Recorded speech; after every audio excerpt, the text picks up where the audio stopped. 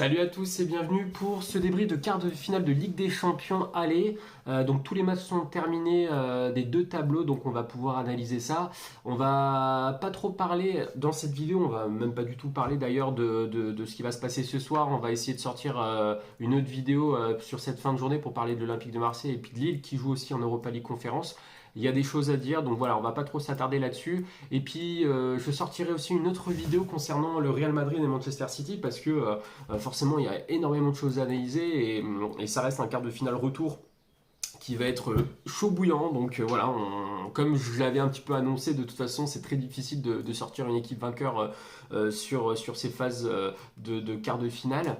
Dans tous les cas, voilà, on va surtout aujourd'hui, et c'était un petit peu l'idée aussi de cette vidéo, c'est de faire une vidéo qui va finalement parler du Paris Saint-Germain parce que tout le monde attendait ce match-là. Entre tout ce qui avait été dit à l'avant-match, des journalistes français sur tous les médias et puis tous les réseaux sociaux, etc. Moi j'entendais vraiment de tout et je trouvais que c'était une folie. Et pour ceux d'ailleurs qui ont suivi ma vidéo de l'avant-match, j'avais dit de faire attention et qu'on voyait le Paris Saint-Germain peut-être un petit peu trop beau et donc il fallait faire un petit peu attention à tout ça. Donc l'idée c'est qu'on va un petit peu analyser, voir effectivement s'il faut vraiment enterrer le Paris Saint-Germain, si vraiment le Barça est au-dessus de Paris, et puis on va essayer de voir un petit peu toutes les qualités et les défauts, et puis peut-être donner un pronostic aussi pour ce retour en tout cas.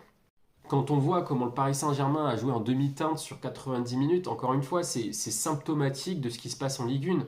En Ligue 1, on voit bien que, il s'assoit sur les clubs de Ligue 1. On voit très bien que voilà, ça joue une heure et puis au bout de l'heure, il n'y a plus personne. Parce que ça manque de rythme, ça manque de dynamisme. Parce que quand tu mènes 2-1 à la 55e minute, tu te dis presque, allez, c'est bon, on va jouer à la possession, ça va passer. Et puis finalement, c'est un petit peu ce que veut transmettre Luis Enrique.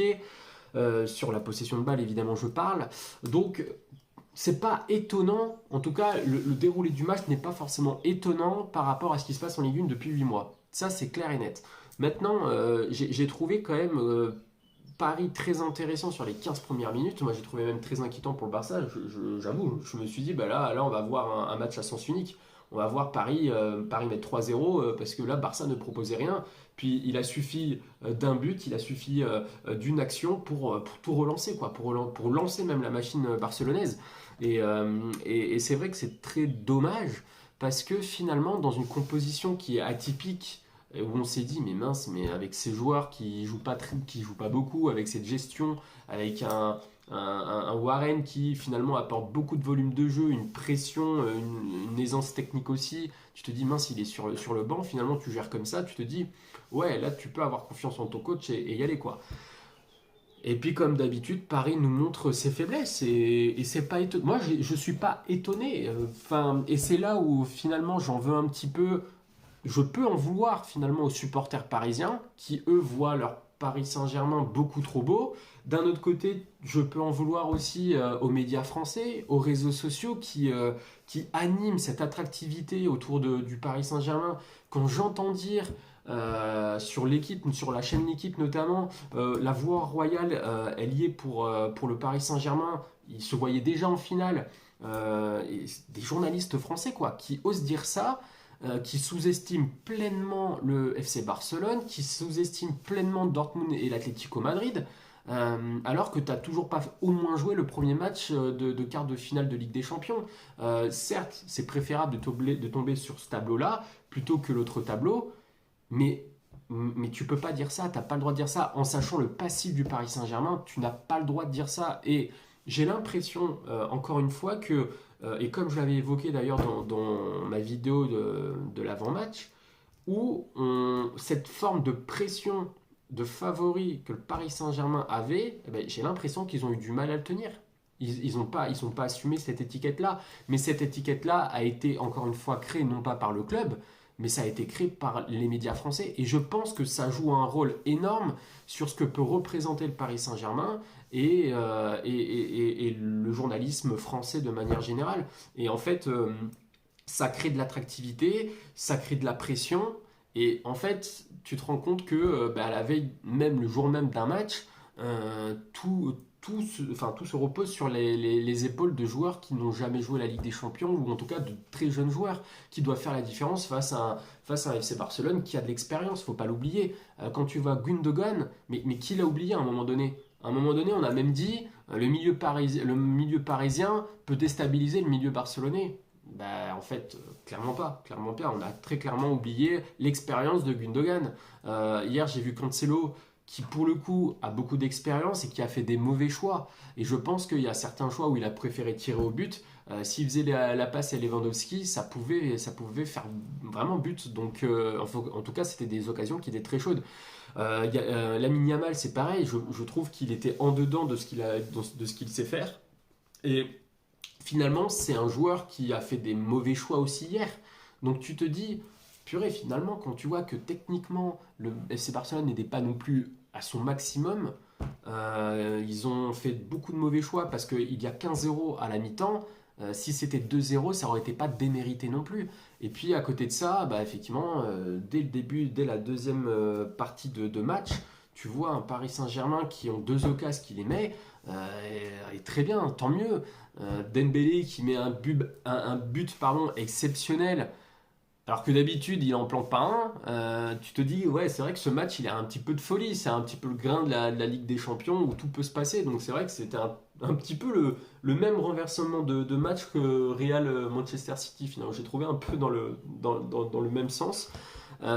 Jusqu'au finalement au 3-2 que le Barça pourra mettre sur corner. Mais encore une fois, je pense qu'on fait de ce Paris Saint-Germain un pari trop beau. Rappelez-vous, quand on revient en septembre-octobre et qu'on voit ce Paris Saint-Germain sur les phases de groupe, tout le monde dit, mais dans tous les cas, on n'attend pas cette année Paris en finale de Ligue des Champions, on ne l'attend pas sur la scène européenne, parce que Paris est en reconstruction, etc. Et puis finalement, quand on voit Paris en quart de finale, on sait très bien que ce qui avait été dit en septembre-octobre, c'était des excuses au cas où effectivement ils allaient galérer parce que tu n'as plus Messi, Neymar dans ton équipe, un Verratti, etc. Donc tu sais pas trop à quoi t'attendre. Tu préfères protéger un petit peu le club en disant des véhémences comme celle-ci. Et puis finalement tu te rends compte que arrivé en quart de finale, ouais bon ben avec un Kylian Mbappé tu peux aller loin. Et donc tu as la voie royale jusqu'en finale alors que tu n'as toujours pas joué.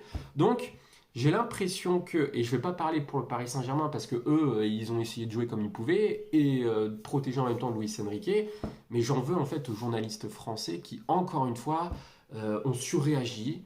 Encore une fois, ils ont situé le Paris Saint-Germain bien trop haut de ce qu'il vraiment représente. Et c'est pas dire du mal du Paris Saint-Germain, parce qu'on le sait très bien que Paris est en reconstruction. Quand tu vois les joueurs qui ont été recrutés cet été pour jouer la composition de Luis Enrique, c'est pas cohérent. Tu recrutes Dembélé qui est un joueur de transition, qui est un joueur de profondeur, de contre-attaque, tout ça pour avoir un entraîneur qui veut jouer à la possession de balle. C'est pas cohérent. Donc à un moment donné, on peut pas prétendre à vouloir décrocher la Ligue des Champions si au final, voilà, tu as de l'incohérence dès cet été. Et donc, faut pas en vouloir finalement au Paris Saint-Germain, mais c'est surtout toute cette attractivité autour de cette affiche. On parle même de classico presque maintenant en Ligue des Champions, une rivalité entre ces deux clubs. Mais cette rivalité au final, elle naît des journalistes, elle naît des chroniqueurs sportifs qui en parlent sur les réseaux, qui en parlent à la télé, qui disent ouais mais c'est une affiche grandiose. C'est un petit peu une revanche après la remontada, etc. Donc tout ça, c'est animé finalement par la folie un petit peu des grandeurs. Et on se retrouve, alors certes, à une affiche qui est quand même très séduisante, parce que comme je l'ai annoncé moi dans l'avant-match, dans ma vidéo, impossible de dire qui peut gagner. Moi, le premier, je disais même que pour ce match aller, on pouvait donner un petit favori au Paris Saint-Germain, le fait qu'ils étaient à 50% pour moi en tout cas de pouvoir gagner ce match, mais pas plus, pas plus. Et t'en as qui parlaient de ouais, mais bon, avec cette équipe barcelonaise, elle s'est pas alignée trois passes, ils savent pas jouer. Bah ouais, mais voilà, c'est encore une fois, et on se fait, et quand je dis on, c'est côté français, on se fait humilier encore une fois parce qu'on a été prétentieux, encore une fois. Donc voilà, c'était un petit peu le coup de gueule, j'ai envie de dire, sur ce côté-là, mais bien évidemment, il y a d'autres choses à analyser, et on va voir ça tout de suite. Mais en tout cas, pour revenir un petit peu donc, sur Paris, j'ai trouvé que les joueurs étaient très impliqués. J'ai bien aimé le retour de Nuno Mendes. J'ai trouvé que ça, dans le collectif, en tout cas, dans ce qu'il voulait donner, ce qu'il voulait montrer, je l'ai trouvé très concerné. Et ça, c'est quand même important de le souligner parce que je pense que ça va être un joueur qui va quand même bien représenter le Paris Saint-Germain ces prochaines années. Si évidemment, il veut rester au Paris Saint-Germain. Mais en tout cas, voilà, je trouve que c'est une grande force de l'avoir dans cette équipe-là. Et évidemment, Vitinha qui a encore fait un beau match. Techniquement, je l'ai trouvé quand même très juste. Alors, bon, parfois, effectivement, t'étais un petit peu dans le creux, mais le problème, encore une fois, c'est que Vitinha, il faut pas jouer numéro 6, il faut que tu l'amènes sur un poste offensif. Peut-être pas milieu offensif, mais tu vois, un peu plus haut dans le milieu de terrain.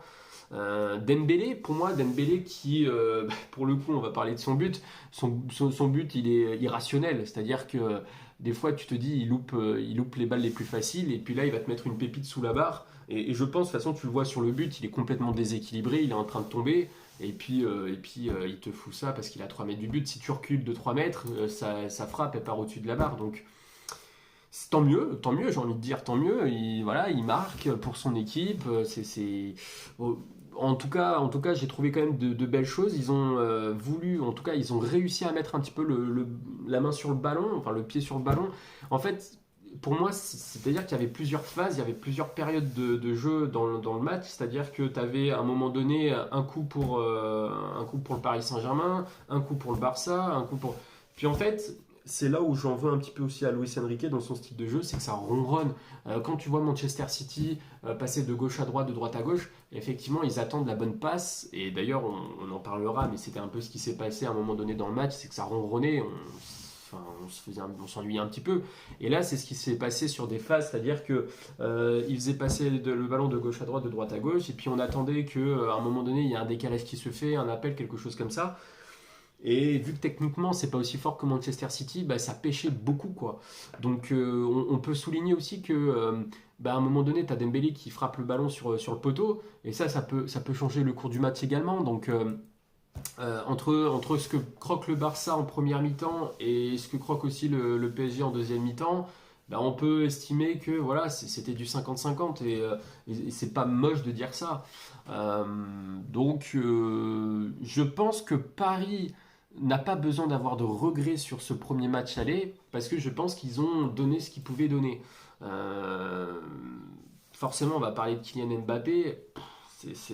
Est-ce qu'on en veut à Kylian Mbappé d'avoir fait un match comme ça ou est-ce qu'on en veut à Luis Enrique? Et pourquoi on en voudrait à Luis Enrique? Et moi, je pense que c'est pas Luis Enrique. Je pense que c'est mental. Clairement, bon, de toute façon, dans un match comme ça, forcément, c'est mental, c'est pas physique. Mais là où je veux en venir, c'est que tu as l'impression qu'il est décroché maintenant. C'est moche de dire ça parce que si finalement il fait un retour exceptionnel, il met 3 buts, on dira oui, bah finalement il est là, il est passé à travers un match. Mais je trouve que depuis plusieurs matchs, même en Ligue 1, tu le vois, tu sens beaucoup moins concerné et finalement il a des prises de parole en conférence de presse où il dit vous allez voir ce que vous allez voir, je vais faire un match exceptionnel. Enfin, il ne le dit pas comme ça évidemment, mais bon, grosso modo c'est ce qu'on comprend, le fait qu'il va revenir sur le terrain et puis il va montrer un nouveau visage.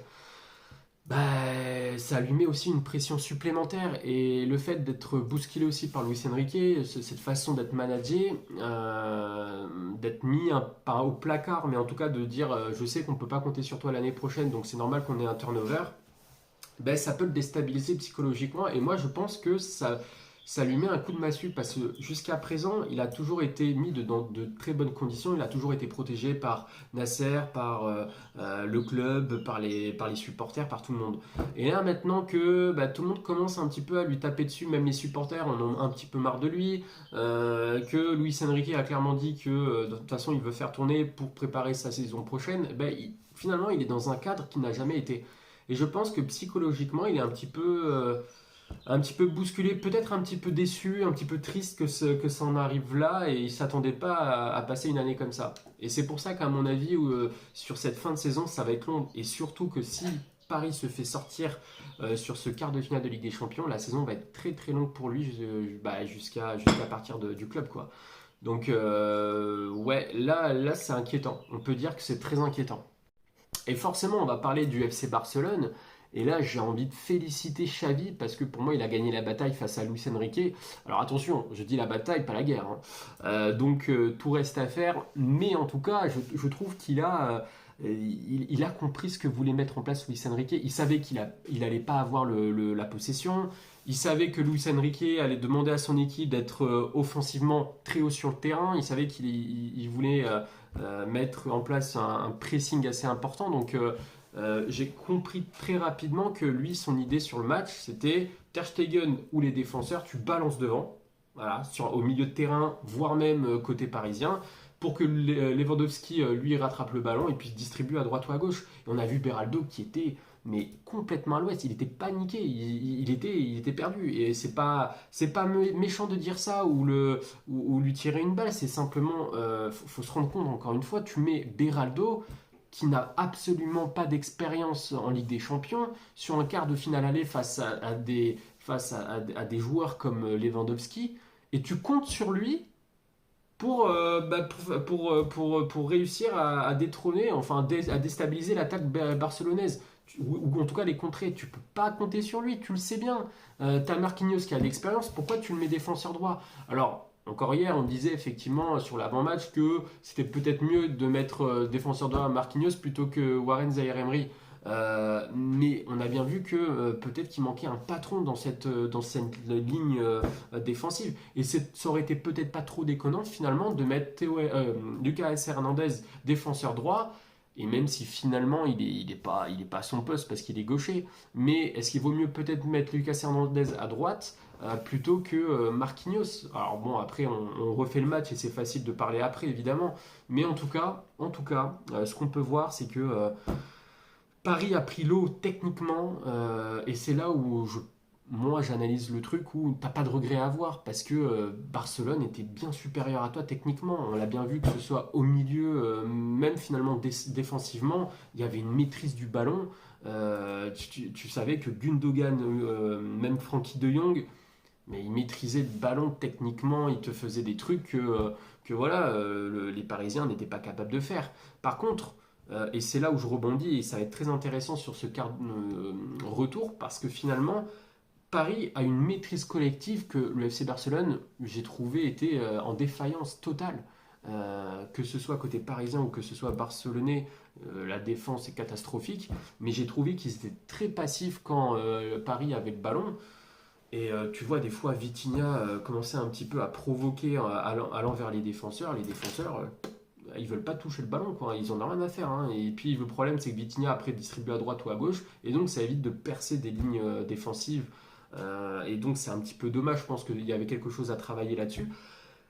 Mais donc voilà, et c'est dommage parce que enfin, c'est dommage. En tout cas, je trouve que s'ils avaient été un petit peu plus adroits, ou en tout cas un peu plus percutants physiquement, c'est pareil, ils ont perdu beaucoup de duels, les Parisiens. Et si physiquement ils avaient été un peu plus présents, à mon avis, ça aurait été pas le même match. Et c'est là où je veux en finir sur ce quart de finale retour. Ça reste un match très ouvert. Alors on est d'accord que Barcelone a pris une option, sachant que le retour se fait en Espagne. Quand bien même, je trouve que c'est pas fait. Parce que quand on voit la fébrilité défensive du FC Barcelone, entre guillemets, Paris c'est pareil, mais vu que Paris a le ballon plus souvent que, en tout cas, que le FC Barcelone, si techniquement Paris est un peu plus adroit, si techniquement voilà, ils essayent de mettre un petit peu de haut niveau dans leur style de jeu, et surtout si tu fais rentrer les bons joueurs titulaires dès le début du match, si voilà, tu fais pas un petit peu de loterie là-dessus, je pense que c'est un match qui peut vraiment se renverser. Autant je disais sur l'aller, je vois du 50-50, est-ce que le FC Barcelone va tenir la pression? Même si tu as des joueurs d'expérience, parce que finalement ça se contredit par rapport à ce que je disais, mais quand bien même, là Paris n'a plus le mental du favori.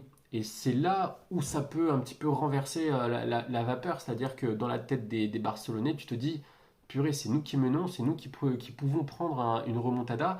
Donc je trouve que le rapport de force peut être changé, même si tu vas te déplacer, que ça a toujours été très compliqué pour les équipes françaises et surtout pour Paris quand tu vas en extérieur, notamment cette saison. Donc, je trouve que ça reste un match très ouvert et je vais un petit peu dire un peu la même chose de ce que j'ai dit, de ce que j'ai vu finalement sur ce match-là. Je trouve que le FC Barcelone reste favori donc de ce match, même si Xavi dit que ça reste le Paris Saint-Germain, j'y crois pas trop. Je trouve quand même que par rapport à ce qu'on a vu, Paris n'est pas trop inquiétant. Mais tout va dépendre de Mbappé aussi, parce que si tu vois un Kylian Mbappé qui, encore une fois, a loupé complètement son match, il est passé à travers, si quand même il joue rien qu'une mi-temps, ça peut être autre chose. En sachant aussi que Barcelone a perdu certains joueurs, donc forcément ça va pas être non plus le même rendu. Donc pour toutes ces raisons-là, je trouve qu'on va être sur un match qui va être très ouvert, qui va être à mon avis plein de rebondissements. Voilà, si je devais mettre une petite pièce, je resterai sur ce que j'avais dit à l'avant-match. Je mettrais quand même, même si je viens de dire que Barcelone est favori, ça ne veut pas dire que forcément il va gagner le match. Je pense que Barcelone sur ce retour est quand même favori par rapport à ce qu'on a vu, mais je mets quand même une petite pièce sur le Paris Saint-Germain qui peut retourner le match comme on l'a vu sur 5 minutes. 5 minutes d'inattention du FC Barcelone sur une défense qui est quand même très laxiste. Je pense qu'ils ils peuvent retourner le match. Peut-être même que au retour ça va être une égalité. Peut-être même que on va aller en prolongation au tir au but. En tout cas, voilà. Peut-être que Paris peut le faire.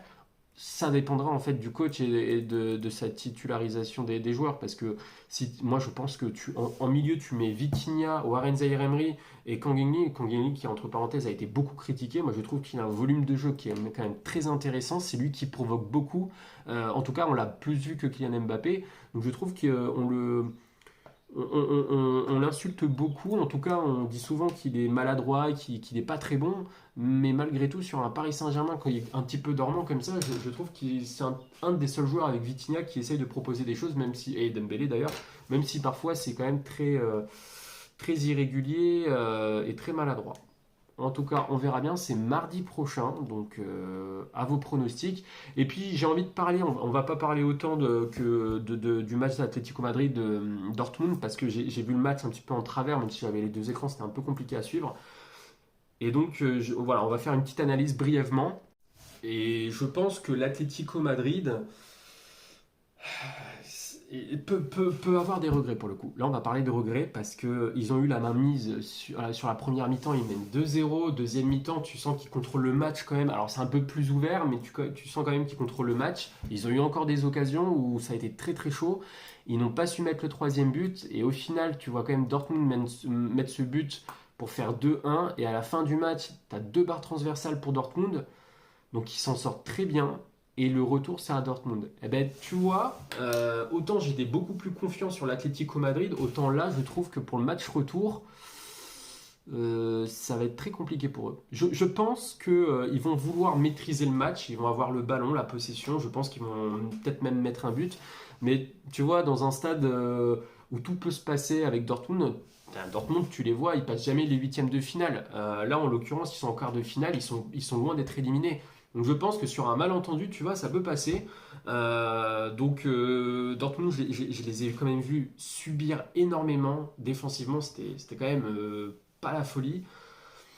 Donc si je devais mettre une petite pièce quand même, je resterais sur mon avis, c'est-à-dire l'Atlético Madrid. Mais attention, on va avoir besoin d'un Griezmann. Et honnêtement, petite parenthèse, j'aimerais vraiment voir Griezmann passer, et son équipe évidemment.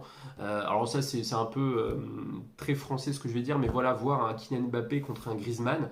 Et je pense que ça peut être un match très intéressant aussi côté parisien, parce que s'il passe en demi-finale et qu'il rencontre l'Atlético Madrid, on dira encore la voie, maintenant elle est ouverte pour la finale. Et je pense qu'il sera encore peut-être même plus embêté face à un Atlético Madrid, parce que au niveau bloc équipe, c'est pas comme le Barça. Et je pense que cette équipe d'Atlético Madrid peut encore plus embêter que le FC Barcelone. On verra bien en tout cas. Dans tous les cas, moi je suis pas supporter d'une équipe plus qu'une autre, donc là j'ai pas forcément de favori. Comme vous avez pu le voir, moi je suis surtout enfin, supporter des Reds, donc je vais suivre ça côté, pour ce soir justement, parce qu'ils vont jouer contre Atalanta. En tout cas, voilà mes pronos. Comme je vous l'ai dit, on va faire une autre vidéo sur le Real Madrid, Manchester City et donc parler des deux affiches de mardi soir sur les quarts retour qui va sortir fin de semaine. Je vais peut-être pas le sortir ce soir, ça va être compliqué parce qu'il y a l'analyse de ce soir donc de l'Olympique de Marseille. N'hésitez pas à donner en tout cas vos retours et puis bah, écoutez, on se dit à la prochaine. Allez, ciao!